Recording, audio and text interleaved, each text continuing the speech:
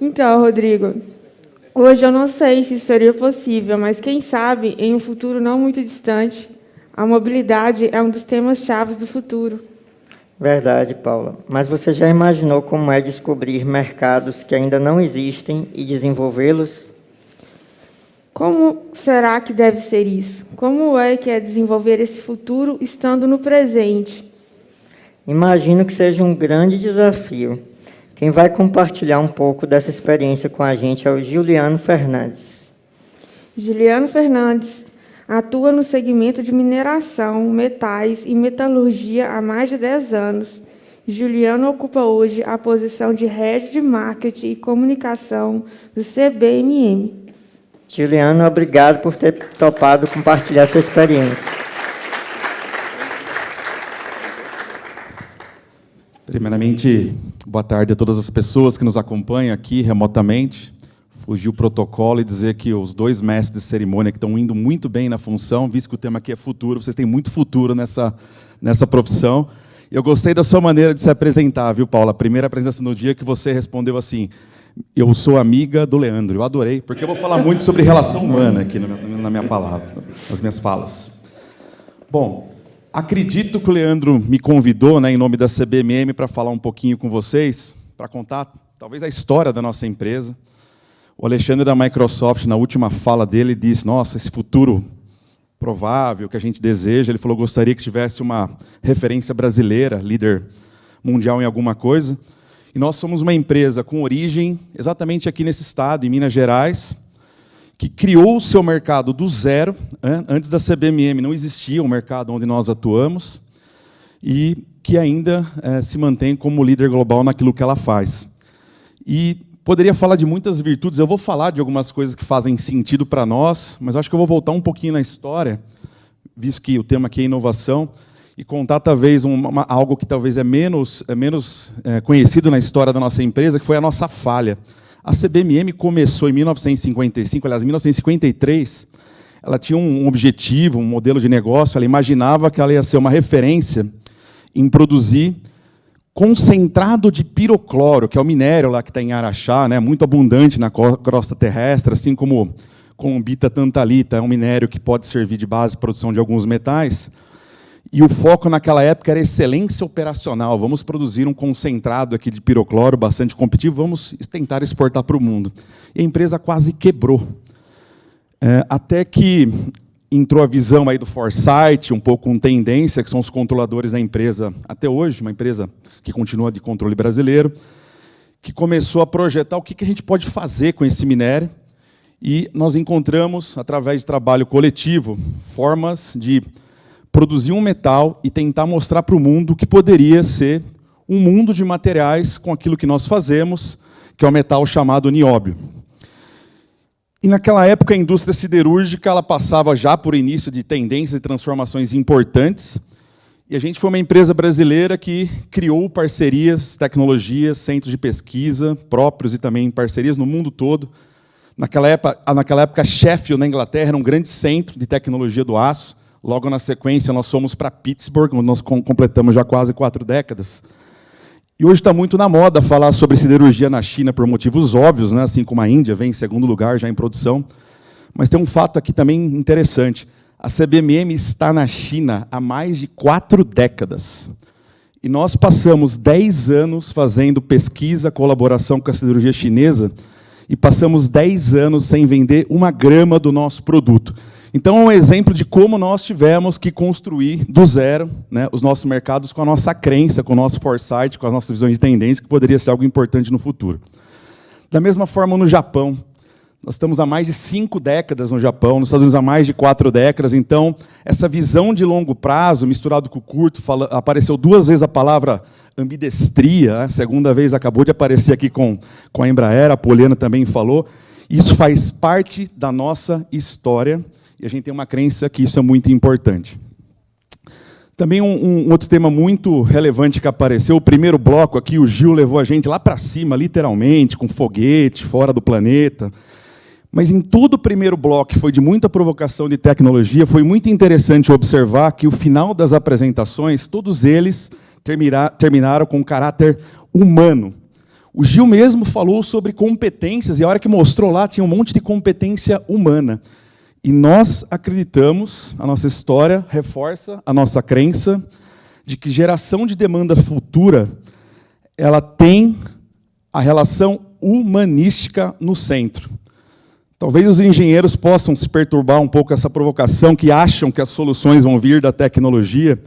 A gente também tem a crença que, embora nós sejamos uma empresa de tecnologia, a tecnologia é um meio.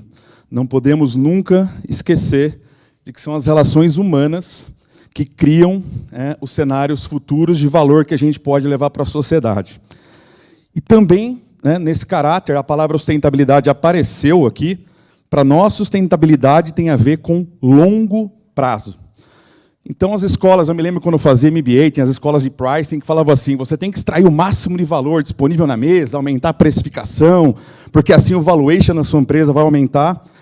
E mesmo a nossa empresa tendo controle, tendo um chairman que vem do mundo financeiro, do mundo de bancos, nós temos um cuidado enorme em manter a visão do valuation de longuíssimo prazo, sabendo da nossa relevância no mercado. Porque se a gente não tiver uma visão de longo prazo, provavelmente a gente vai gerar valor, vai gerar mercado, mas o não sustentável, a gente vai perder a nossa posição. Então, também é uma crença muito importante. Também, como história da nossa empresa, falei um pouquinho sobre ligação com aço. Aqui na apresentação anterior, começamos também já a falar sobre foco no core, investimento fora.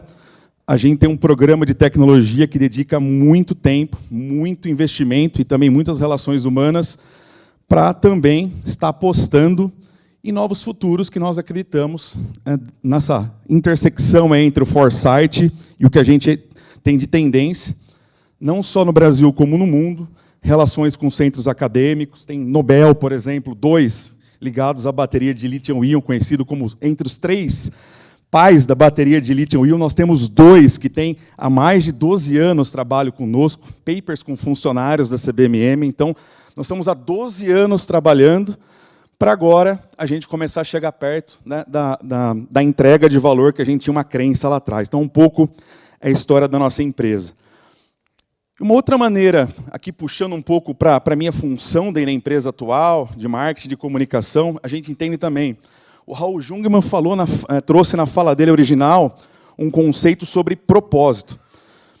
E para nós aqui o propósito é muito importante, ele está conectado com entrega de valor para a empresa, senão vira só romance. Então, a gente tem casos que a gente acredita muito importante de propósitos que fazem sentido para o nosso negócio. Então, visto que nós estamos na cadeia de materiais, tem uma causa para nós que é muito importante, que é, por exemplo, reduzir o nível de mortes que a gente tem com acidente com carros. Não sei se alguém aqui, eventualmente, tem ideia, mas no mundo são cerca de 1,3 milhões de pessoas que morrem todos os anos por acidente no trânsito. No Brasil, mais de 30 mil. Isso muito tem a ver, obviamente, com o comportamento do condutor, mas também com soluções de materiais que a gente já tem à disposição e que, por algum motivo, nós, como sociedade, ainda não estamos utilizando da maneira mais inteligente possível. E para ajudar nessa agenda de conexão também com o propósito e nosso negócio, e também a gente tem essa agenda de veículos elétricos que é muito importante, a gente falou como é que a gente gera essa visibilidade do que o nosso material, o que a gente faz em Araxá, pode ser mostrado para o mundo. A gente começou a observar que nas maiores audiências que existem no mundo, nas últimas décadas, 9 entre 10 tem a ver com esportes. 9 entre 10 das maiores audiências que o mundo viu nos últimos 10 anos tem a ver com esportes. E a gente entendeu que esportes poderia ser uma maneira de a gente conectar. Imagina só, uma empresa de materiais de Araxá se conectar com esportes. E a gente entrou num projeto muito inovador, disruptivo, eu diria, para o motorsport. E a gente foi muito arrojado em fazer uma parceria para criar uma categoria nova de motorsport, muito disruptiva, com SUVs elétricos, porque SUV é a categoria de carros que mais crescem, não só no Brasil como no mundo, elétricos, levando todo o nosso conhecimento com os materiais mais avançados que a gente tem à disposição. E a cena que eu vou mostrar para vocês agora, para nós, eu diria que coroou um pouco da crença da nossa agenda do que materiais têm a ver com esse propósito de reduzir mortes. Espero, assim como o Yuko, que não tenha problema aqui com o passador de slide. Tem um vídeo. It's going to be close, all to play for. Oh, sideways in a roll! Massive off! That's huge! Claudia Hurtgen has had a huge crash! A huge crash for Claudia Hurtgen. The front suspension is broken just as we were saying it was all to play for. It's gone wrong. Red flag immediately. Team on the radio to check that Claudia is okay. That is, of course, the most important thing. We'll bring you news on that as soon as we have it. But red flag, red flag. Let's take another look at the incident then for Claudia Hurtgen coming down the hill. This is the narrow sandy section. All good here. No, it's not. And she just gets too sideways on it. But look at the way it digs in. And Sam, that's the rutted section, Jenny, that we've been talking about getting more and more rutted because there's no choice online. Do you know what? I think that started further back. Essa cena, só para explicar o que aconteceu. A pilota, uma alemã, Claudia Hurtgen, ela não teve absolutamente um arranhão no corpo. Esse acidente foi a cerca de 250 km por hora, numa ladeira de 100 metros de altura, com uma inclinação de quase 45 graus, não precisa nem falar que vocês viram a imagem, e ela saiu só com um corte no lábio, que não tem nada a ver com o impacto do acidente, foi que a tensão dela, ela mordeu um pedaço do lábio. Então, esse é um exemplo das coisas que a gente está fazendo para criar essa percepção de como a gente pode evoluir nessa agenda, né, que o mundo exige, por exemplo, para reduzir mortes, dentro de da mobilidade sustentável. Então, uma categoria que a Extreme é muito arrojada. Vocês vão ter a oportunidade de conversar daqui a pouco com a Ali Russell, da Extreme. Então, é um exemplo do que nós estamos fazendo como narrativa, como comunicação. Esse é um conceito transmídia que a gente está usando, não muito comum para o setor, mas a gente, como comunicação e marketing, vem trabalhando muito nesse tipo de projeto. Eu dei um exemplo da mobilidade, mas a gente continua e vem fazendo isso com outras frentes, e algumas que têm a ver com o nosso dia a dia, né, não só no motorsport. E eu termino a minha apresentação devolvendo até a provocação do Alexandre da Microsoft. Para nós vai ser um motivo de muito orgulho. Eu falei um pouco da agenda de baterias. Nós vamos ter agora, daqui a alguns meses, o mundo vai ver o primeiro ônibus com recarga ultra rápida, um ônibus elétrico, ultra rápida, menos de 10 minutos, aqui no Brasil. É uma parceria de uma empresa brasileira, no caso nós, com a Volkswagen.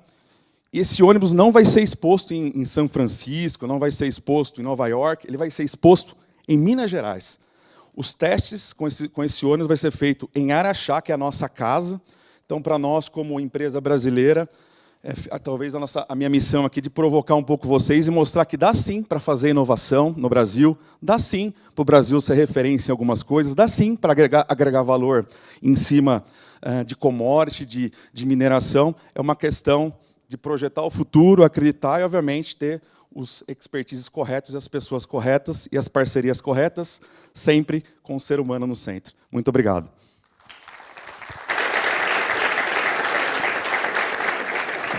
Juliano, muitíssimo obrigada pela sua participação aqui hoje no Summit. Muito obrigado, Juliana.